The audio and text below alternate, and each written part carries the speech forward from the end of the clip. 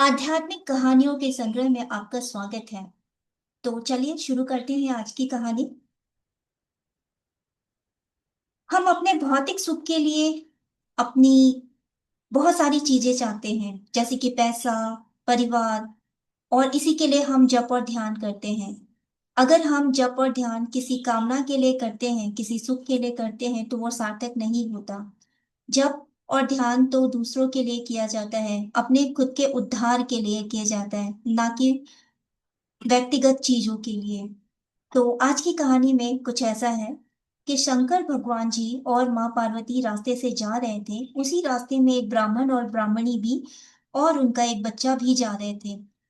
उनके मन बहुत उदास थे और वे ऐसा कह रहे थे कि भगवान, हमने इतनी दिन तक आपकी सेवा की, उपासना की, लेकिन हमें कुछ भी प्राप्त नहीं हुआ। यह कैसी विडंबना है कि हमने इतने दिनों तक भगवान शंकर जी की सेवा की, लेकिन हमें कुछ उपलब्धि ही नहीं हुई। हमें कुछ नहीं मिला, हम निर्धन के ही निर्धन रह गए और हमारे हाथ भी कुछ नहीं लगा। शंकर जी और माँ पार्वती ये सब सुन रहे थे और शंकर जी ने कहा, देखो, जो अध्यात्म का स्वरूप है, इसको कैसे बिगाड़ा जा रहा है। भगवान का जो भक्त होता है वह कभी भी अपने लिए नहीं मांगता, वरन वह राष्ट्र के लिए मांगता है, या फिर वह कुछ ऐसी चीज मांगता है जिससे कि उसका आत्मोद्धार हो सके, जिसे उसे शक्ति मिले और भक्ति मिले। शंकर जी की उपस्थित में माँ पार्वती बोली, नहीं महाराज जी, इनको तो कुछ ही दे ही देना चाहिए। जो आपके दरवाजे में आया हो, आप उसे ऐसे कैसे जाने दे सकते हो। उन्होंने कहा, पार्वती, ये इन भक्तों में से नहीं है। इनको चाहे जितना भी दिया जाए, ये खाली के खाली ही रहेंगे। नहीं भगवान, आप इनको तो कुछ दे ही दीजिए। इन्होंने तो आपके लिए बहुत कुछ किया है। आप मेरे कहने से इन्हें कुछ दे दीजिए। शिव जी बोले, अच्छी बात है, तुम्हारी बात मान लेते हैं, और उनके सामने उपस्थित हुए। उन्होंने कहा, भाई आप लोग क्यों रो रहे हो।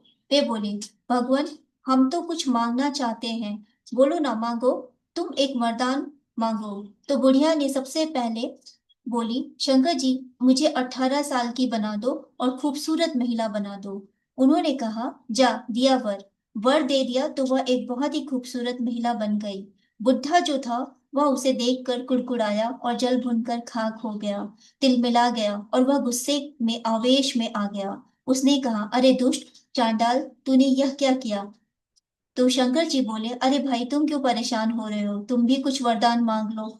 उसने कहा, महाराज जी, मैं तो यह मांगता हूँ कि मुझे आप इसको आप सुअरिया बना दो। यह जो मेरी पत्नी है और जो 16-18 साल की बनी है, इसको सुअरिया बना दो। मुझे शर्म आती है कि मैं बुढ़ा हूँ और मेरे सामने 16-17 की साल की यह रहेगी, तो इसको देखकर बाकी दूसरे लोगों को क्या मनोभूमि मिलेगी। शंकर जी ने कहा, अच्छा, तो लो, उन्होंने उसे सुअरिया बना दिया।